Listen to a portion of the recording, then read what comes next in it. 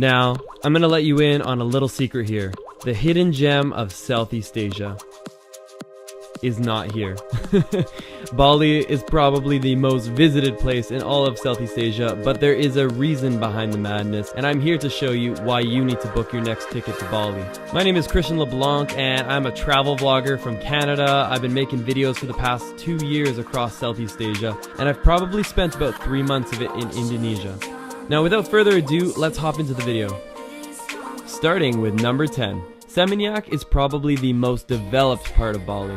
Staying in an incredible villa just like you see here could literally cost you just as much as staying in a 4-star hotel in a Western country. Oh wow, this is... Oh my gosh. Here we are. How nice is this? Money just goes so much further here. While I don't rank Seminyak high for the adventure factor, it definitely has a lot to offer if you're just looking to put your feet up, enjoy some luxury living. But one of the incredible things about Bali is the living cost is much more affordable. It is home to many resorts, incredible fine dining, and excellent nightlife. And speaking of good food, Motel Mexicola is a great place for nightlife and food. But be wary, it is quite expensive. Number 9 is Gunung Kawi. Now, I'm probably not saying it right, but this is an incredible temple built into a hillside. The environment is in the lush green forest of Bali, and there's something very unique about being here. You truly feel like you're experiencing some of Bali's history.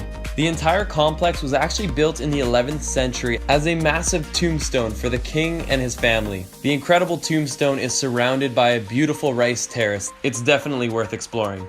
Next up on the list is Jimbaran, somewhere I had one of the most remarkable sunsets of my entire life. Jimbaran can also be quite touristy. There's a lot of people that go here to enjoy the sunset, enjoy some fresh seafood, but that's not necessarily a bad thing. You can definitely expect to compete with some crowds, but you'll have a remarkable night with some great food. We had a delicious entree of seafood at one of the restaurants here, and there's many to choose from. Bali is filled with incredible waterfalls, but the two that stood out the most to me are Tagunagun and Padang Bulia. These two waterfalls are an incredible day trip. Tagunagun is probably the most visited of all the waterfalls, but I'm actually sharing with you a little secret here. Padang Bulia is by far one of the most unknown waterfalls that is worth visiting in Bali. This is truly a local secret and a Lost LeBlanc find. Although it's a little smaller than Tagunagun, it is no less magical, and it is definitely a photographer's dream. You don't have to compete with the crowds, and you still get a magical scene. If you're traveling for photography purposes, this little Balinese gate here is actually a very popular photography destination. There's Balinese gates just like this one here all over the island, but this one is, in my opinion, the most iconic. This gate here is actually kind of on the way back from Padang Bulia, so they can definitely be mixed into a day trip together. If you're looking for someone to show you around Bali, I highly recommend Bali Customized Tours. My friend Pancha has showed us around a couple of times, and he's the best tour guide I've ever had. Keeping on the theme of the Balinese jungle, we are now going into the depths. This is Ubud. Ubud is a really cool, kind of yogi, easygoing town that has a very unique Balinese culture to it. It's filled with local markets, coffee shops, incredible restaurants, high-end hotels, and even low-end hotels, so it fits all budgets. Ubud is pretty much a must-visit place if you're coming to Bali. It definitely is one of the more popular tourist attractions, so it does get busy. If you're looking for a fun day trip, one of the things you can do is the Ubud Monkey Jungle, although again, a bit of a tourist trap. It is quite fun to be able to see all these monkeys hanging out. Also worth noting, if you're looking to do a little interior decorating with your house, Ubud is full of these local craft shops. The thing that I love most about Ubud is that once you get out of the proper town area, there's some incredibly relaxing hotels or villas that you can stay in. We stayed in one place that was called the Glamping Resort, and essentially we felt like we were in the middle of the jungle, but with the comfort of nice amenities and great food. Cinnamon. Apparently it has some of the best uploading speeds in all of Ubud. Good internet can be very challenging at times in Southeast Asia. One thing I will definitely caution you on though is that Ubud is surrounded by rice paddies, and rice paddies are inhabited by insects. I don't know if you can see this, but look at this thing on our window. My god, it literally just ate them off. It has it in its mouth. This. Oh, you're crazy. There's a lizard on the wall. They're building a nest in my room. They're building a nest. As soon as night struck, there was a couple villas we stayed in where the open concept became our worst nightmare. Just make sure you're prepared because, you know, it might just bug some people. We are now halfway. Number 5 is actually a place that's not in Bali, but it's close enough I thought I would include it. These are the Gili Islands. I've visited countless islands in my life, and the Gilis are some of my favorite. There's simply nothing more laid back. There are no cars here, there is only pedal bikes. That basically gives you an idea of the pace on the island. Everything is very slow moving, everything is very relaxed, and you can stay in fairly nice accommodations to budget backpacker accommodations, basically the full spectrum, but definitely expect to spend more money on accommodation, on beer, and on food. Everything will be about twice the price, if not more. The Gilis actually had surprisingly great nightlife as well, which is something I wasn't counting on but definitely enjoyed. A lot of people will come here with the intention of staying a day or two and end up staying a full week. You can definitely find yourself getting in a bit of the nightlife routine. They actually have some snorkeling tours and they're only like $5 or $10. They're super affordable. You're on a boat for half the day, they give you a snorkel, goggles, and they even bring you to a place where you can get some food. Now that's pretty much where they make most of their money because there is a markup on the food, but it's totally worth the day trip. Even if the snorkeling was very mediocre at best, it's a great way to meet people and it often leads to a great night out. Of course, one of the main activities of being in the Gili Islands is simply sitting on a recliner chair and drinking a beer. The beer of choice in Indonesia is called the Bintang, and I must say it is some of my favorite beer.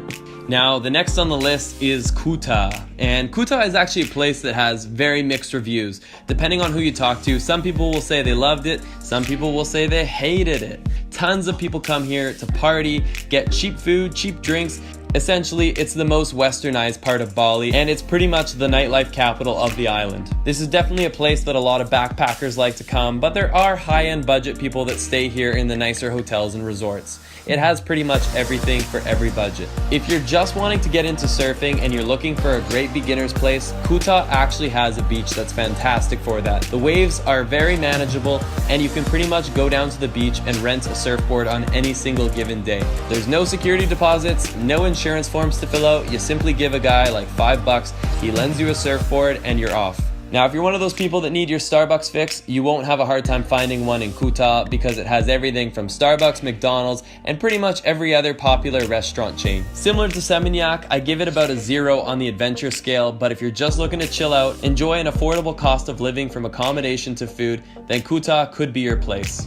Now, number 4 is somewhere I have never been before. This is Uluwatu. This is a place that people absolutely rave about. Uluwatu is in the very southern tip of Bali, and one of the best things about it is that you have a much quieter environment, but you still have amazing villas, hotels, restaurants, and some of them are even built on the side of a cliff. There's a few very iconic sites here, including cliffside temples, and I highly recommend you add Uluwatu to your list. The footage you see here is not Uluwatu, but it gives you a bit of a feel for the area. I will be going to Uluwatu first thing when I go back to Bali in like 2 weeks.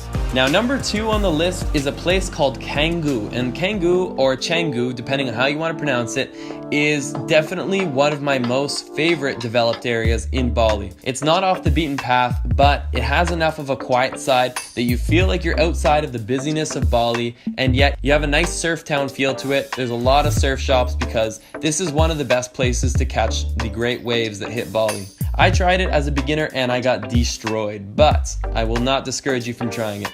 Find everything from entry level to expensive villas and hotels.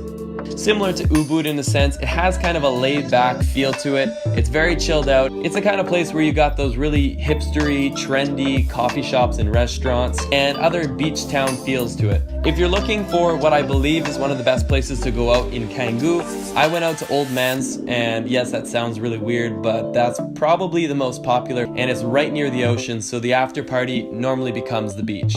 And my number 1 recommendation of Bali is... That was my really bad attempt at a drum roll. And you've already seen the little text below, so I kind of gave it away. But Nusa Penida. This right here is the hidden gem of Bali, and it might not be staying that way for long. I was there about a year and a half ago before anyone was talking about it, and this place dropped my jaw. Within about a 45-minute ferry off the mainland of Bali, we arrived. this place is something out of a dream. It's been over a year since I've been there, and things have definitely changed. First off, going to Nusa Penida from when I last experienced it, it had a bit of a challenge to it. You're definitely going to want to hire a car to show you around for the day, and I would recommend doing 2 days. The roads are very rough, slightly undeveloped, and quite mountainous. You can definitely try to rent a scooter, but this is one of the few places where I think it does make sense to have a driver. There are 2 very notable lookout points. This one right here that basically looks like a dinosaur head, and on the other side of Nusa Penida, there's this one right here. Staying in Nusa Penida will definitely cost you a little bit more than the mainland because it's not overly developed, but it is very up and coming, so be ready for more development. I highly recommend you get here as soon as possible because this might not be the same story in 5 years, and these viewpoints might become a whole lot busier. Accommodations range from budget to medium scale. I don't believe there's anything too high-end on the island, but again, that could quickly change. That has been my top 10, guys. I hope you liked it. My name is Christian, also known as Lost LeBlanc. If you're new here, make sure to hit subscribe because I'm doing weekly informational videos all about traveling across Southeast Asia. And I'm doing a big upcoming trip to Indonesia once again to show you parts outside of Bali, and maybe I'll dabble a little bit in Bali because I just love it so much there. But make sure to be following me on Instagram, on YouTube, on Facebook, all of my social medias. It is @LostLeBlanc. Thanks for watching, guys, and let's get lost in the next one.